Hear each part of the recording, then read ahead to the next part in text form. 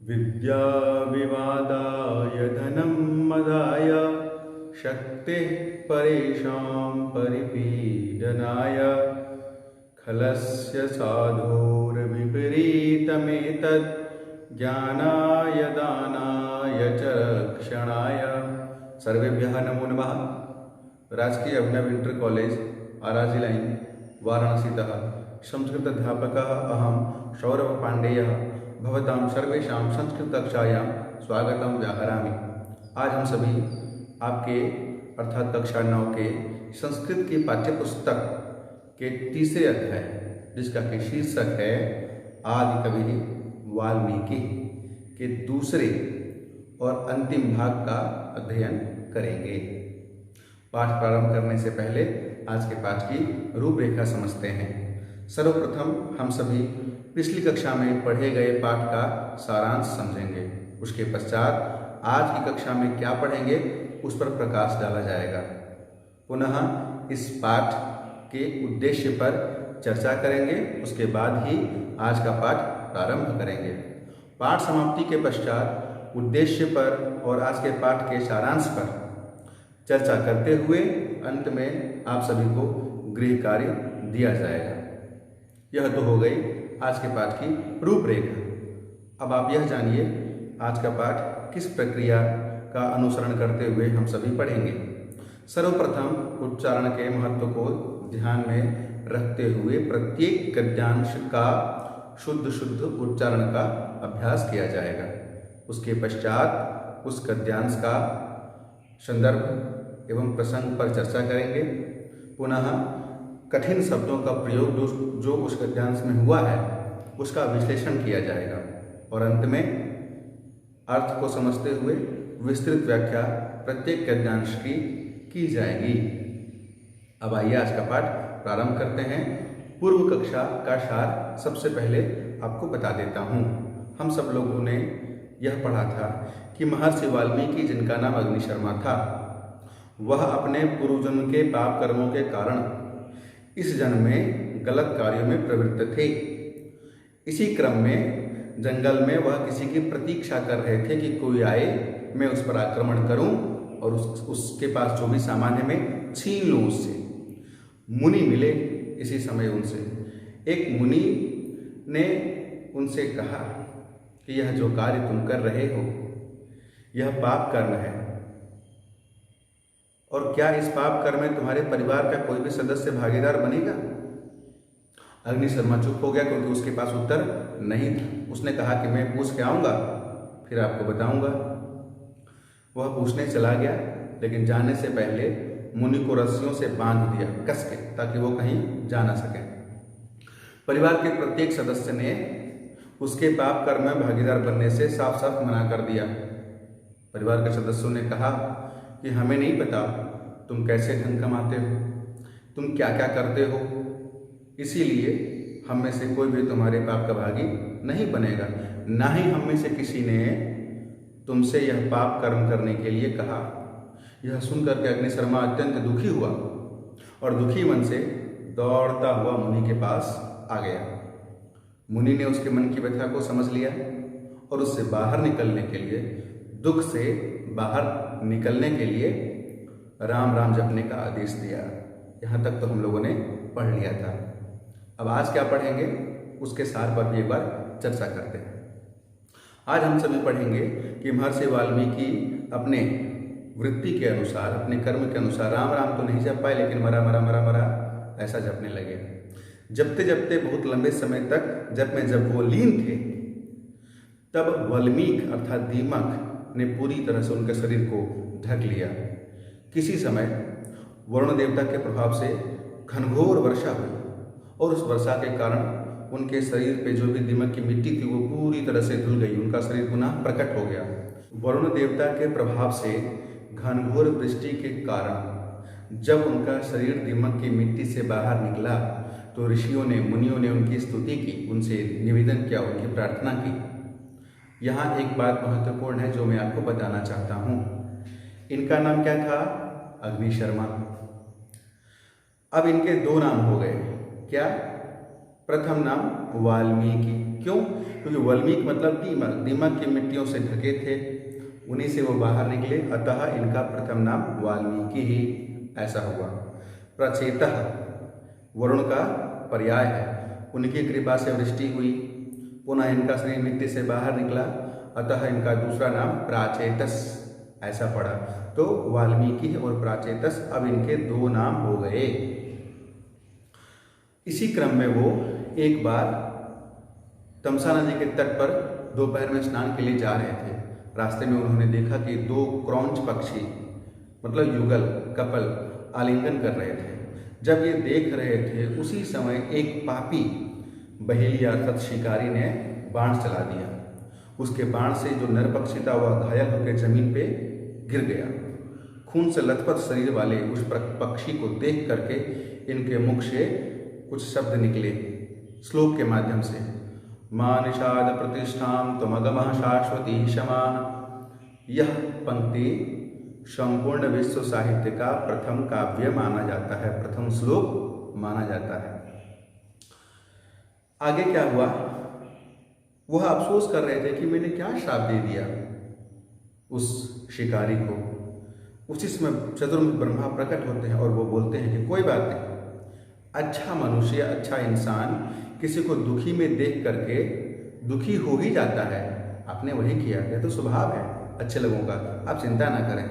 साथ ही साथ चतुर्मुख ब्रह्मा ने निवेदन भी किया कि आपने जैसा नारद मुनि से भगवान श्री राम का चरित्र सुना था, ठीक वैसा ही उसको लिखिए, उसको काव्यबद्ध करिए। क्योंकि जब तक गिरी अर्थात पर्वत, सरित मतलब नदियाँ और समुद्र, ये चराचर चीज़ें जब तक रहेंगी धरती पे, तब तक राम की कथा विद्यमान रहेगी।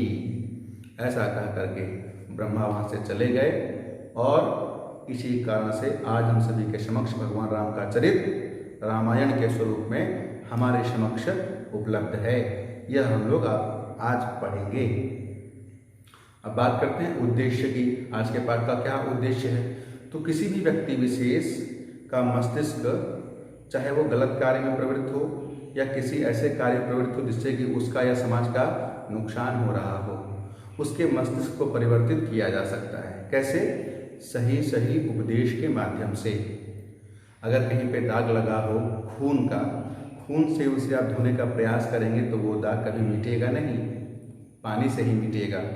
कोई भी व्यक्ति गलत कार्य में प्रवृत्त है, उसके साथ आप गलत करेंगे तो वो नहीं सुधरेगा। अच्छा व्यवहार के द्वारा किसी भी व्यक्ति के हृदय को परिवर्तित किया जा सकता है। यह सीख मिलेगी आपको आज के पाठ से। आइए अब आज का पाठ हम सभी प्रारंभ करते हैं। सबसे पहले आदर्श वाचन करते हैं इस गद्यांश का। आप सभी ध्यान से देखिए और सुनिए। राम इति समुच्चारणे क्षमः स्ववृत्त्यनुसारं मरा इत्येव जप्तुमारभत। इत्थमसौ बहुवर्षाणि यावत् समाधौ लीनः तीव्रं तपश्चचार। तपसि रतस्य तस्य शरीरं वल्मीकमृत्तिकाभिः आवृत्तं जातम्। अथ कदाचित् प्रचेतसा निरन्तरजलधारया तस्य शरीरात् वल्मीकमृत्तिकाः परिस्राविता अभवन्। मृत्तिकाभिः तिरोहितं तस्य शरीरं पुनः प्रकटितं। ततो मुनिभिः स संस्तुतोऽभ्यर्थितश्च चक्षुषी उन्मील्योदतिष्ठत्।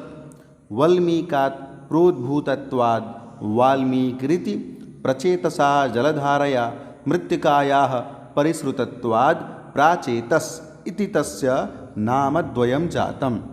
रामायणे मुनिना स्वपितुः नाम प्रचेताः तस्य दशमः पुत्रोऽहमित्थमुल्लिलेख।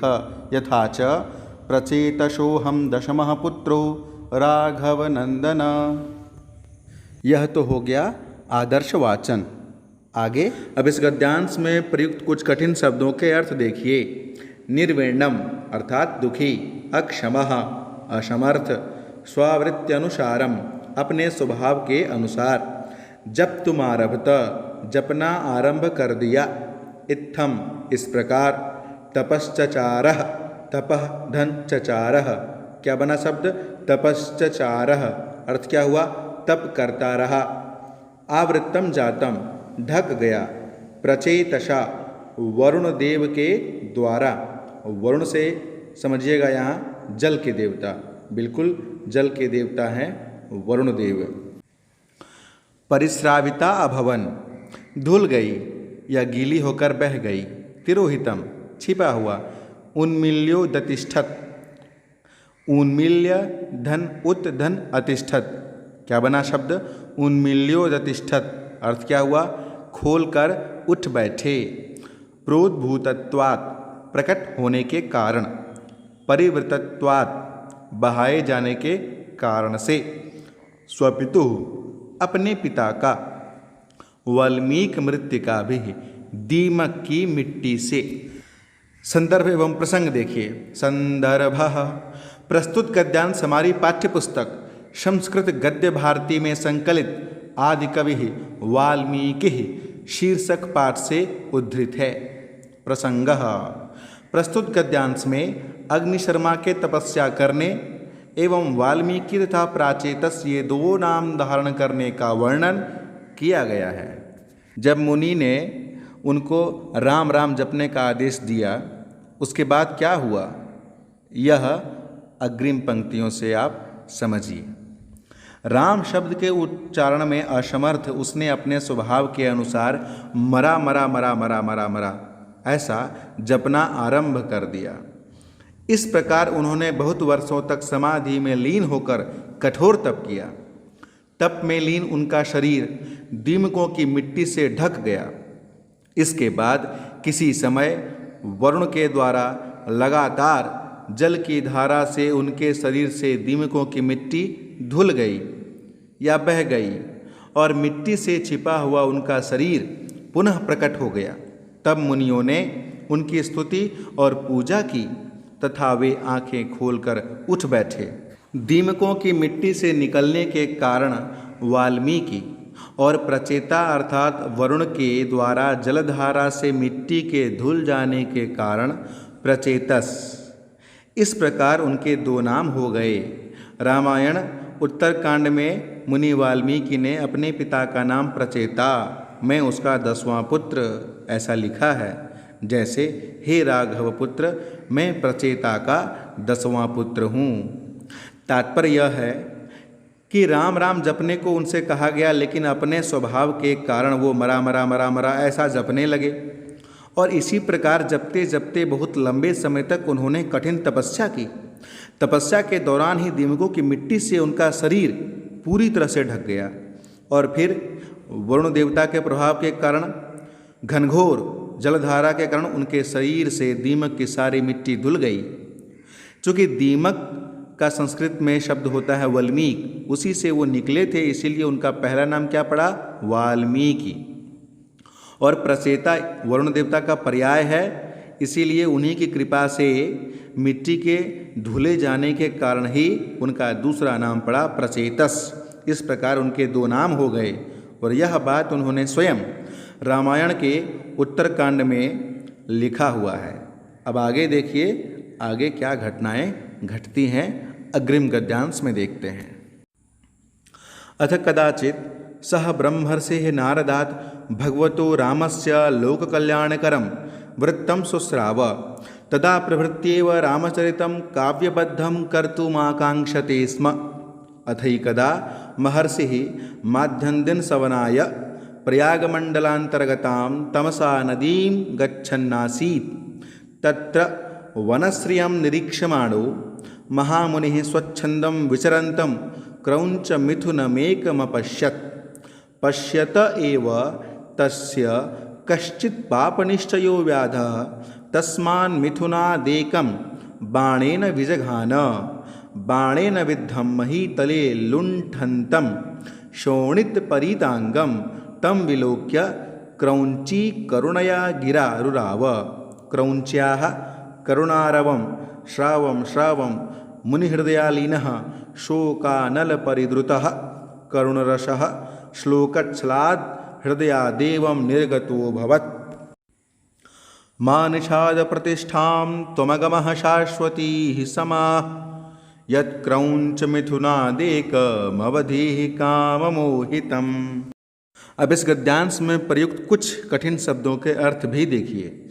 लोक कल्याण कारकम, संसार का कल्याण करने वाला, वृत्तम अर्थात चरित्र, आकांक्षते स्म, इच्छा की थी, माध्यम दिन सवनाय, दोपहर के स्नान के लिए, विचरत विचरण करते हुए, मिथुनम जोड़े को, जोड़े मतलब कपल या युगल कह सकते हैं, पाप निश्चय पापी, व्याधः शिकारी, विजघाना मार दिया, लुंठन्तम लोटते हुए, शोणित परितांगम खून से लथपथ शरीर वाले, गिरा वाणी से रुराव रोने लगी, करुणारवम दुखपूर्ण रुदन को, श्रावम श्रावम सुन सुनकर, शोकानलः शोक रूपी अग्नि, परिद्रुतः भड़क उठी, निषाद शिकारी, शाश्वती समाह चिरकाल तक या लंबे समय तक,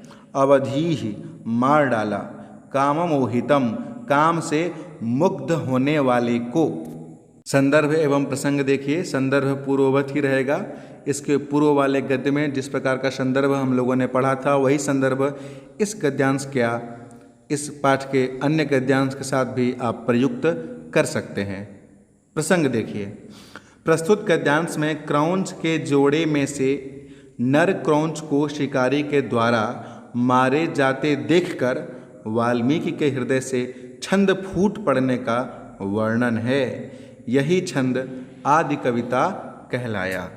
अब इस गद्यांश का अर्थ देखिए। इसके बाद कभी उन्होंने अर्थात वाल्मीकि ने महर्षि नारद से भगवान राम का लोक कल्याणकारी चरित्र सुना। तब से ही उन्होंने राम के चरित्र को काव्यबद्ध करने की इच्छा की थी। इसके बाद एक दिन महर्षि दोपहर के स्नान के लिए प्रयाग मंडल के अंतर्गत तमसा नदी पर गए थे। वहाँ वन की शोभा को देखते हुए महामुनि ने स्वच्छंद घूमते हुए एक क्रौंच पक्षी युगल को देखा। उनके देखते हुए ही किसी पाप पूर्ण निश्चय वाले शिकारी ने उस जोड़े में से एक को बाण से मार दिया। बाण से घायल भूमि पर गिरे हुए खून से लथपथ शरीर वाले उसे देखकर क्रौंची अर्थात चकवी ने करुण वाणी से रुदन किया। क्रौंची के करुण विलाप को सुन सुनकर मुनि के हृदय में छिपी शोकाग्नि से पिघला हुआ करुण रस श्लोक के बहाने से हृदय से इस प्रकार निकल पड़ा। हे निषाद, तू चिरकाल तक रहने वाली स्थिति अर्थात सुख को मत प्राप्त कर, क्योंकि तूने क्रौंच के जोड़े में से काम से मुग्ध अर्थात काम क्रीड़ा में रत एक नर क्रौंच को मार डाला। यह शाप निकला महर्षि वाल्मीकि के मुख से। और ध्यान दीजिएगा, यही पंक्ति यही श्लोक विश्व साहित्य में प्रथम श्लोक है। इससे पहले काव्य लेखन की परंपरा का सूत्रपात पूरे विश्व में कहीं नहीं हुआ था। इसी बात को आगे के गद्यांश के माध्यम से विस्तृत रूप में आप सभी समझिए। श्लोकोऽयमाम्नायादन्यत्र छन्दसां नूतनोऽवतारः आसीत् एवं ब्रुवतस्तस्य हृदि महती चिंता बभूव। अहो शकुनि शोकपीडितेन मया किमिदं व्याहृतम्। अत्रांतरे वेदमूर्तिचतुर्मुखो भगवान् ब्रह्मा महामुनिमुपगम्य सस्मितमुवाच। महामुने, आपन्नानुकंपं हि महतां सहजो धर्मः। श्लोकं ब्रुवता त्वया त्वेष एव धर्मः पालितः, तन्नात्र विचारणा कार्या। सरस्वती मच्छन्दादेव त्वयि प्रवृत्ता। साम्प्रतं यथा नारदाच्छ्रुतं तथा त्वं श्रीमद्भगवतो रामचन्द्रस्य कृत्स्नं चरितं वर्णय। मत्प्रसादात् निखिलं च रामचरितं तव विदितं भविष्यति। किं बहुना यावन्महीतले गिरिसरित्समुद्राः स्थास्यन्ति तावल्लोके रामायणकथा प्रचलिष्यतीत्यादिश्य भगवानब्जयोनि रन्तर्हितोऽभवत्। इस गद्यांश में प्रयुक्त कुछ कठिन शब्दों का अर्थ। आम्नायात वेद से, ब्रुवतस्तस्य कहते हुए उनके, शकुनि शोक पीड़ितेन पक्षी के शोक से दुखित हुए, महामुनिमुपगम्य महामुनि के पास जाकर, व्याहृतम कह दिया, सस्मितम मुस्कुराते हुए, आपन्नानुकंपम पीड़ितों पर दया या कृपा, सहजः अर्थात स्वाभाविक, ब्रुवता बोलते हुए, सांप्रतम अब या इस समय, नारदात श्रुतम नारदात श्रुतम इति नारदात श्रुतम नारद से सुने हुए, कृत्स्नम संपूर्ण, निखिलम पूरा, यावत मतलब जब तक, स्थास्यन्ति स्थित रहेंगे, तावत मतलब तब तक, प्रचलिष्यतीत्यादिश्य प्रचलिष्यति इति आदिश्य अर्थात प्रचलिष्यतीत्यादिश्य अर्थ क्या हुआ, प्रचलित रहेंगी ऐसा आदेश देकर। अब्ज योनि ही कमल योनि से उत्पन्न ब्रह्मा जी, अंतर्हितः अंतर्धान। संदर्भः पूर्ववत, पूर्व के समान इसका भी संदर्भ रहेगा। प्रसंगः, प्रस्तुत गद्यांश में श्राप देने से दुखी वाल्मीकि को ब्रह्मा जी द्वारा सांत्वना देने तथा रामचरित का वर्णन करने की प्रेरणा दी गई है। अर्थ देखिए, यह श्लोक वेद से पृथक लोक में छंदों का नया जन्म था। इस प्रकार कहते हुए उनके हृदय में महान चिंता हो गई। ओह, पक्षी के शोक से पीड़ित मैंने यह क्या कह दिया। इसी बीच वेद मूर्ति चतुर्मुख ब्रह्मा ने महामुनि के पास जाकर मुस्कुराते हुए कहा, हे महामुनि, पीड़ितों पर दया करना महापुरुषों का स्वाभाविक धर्म है।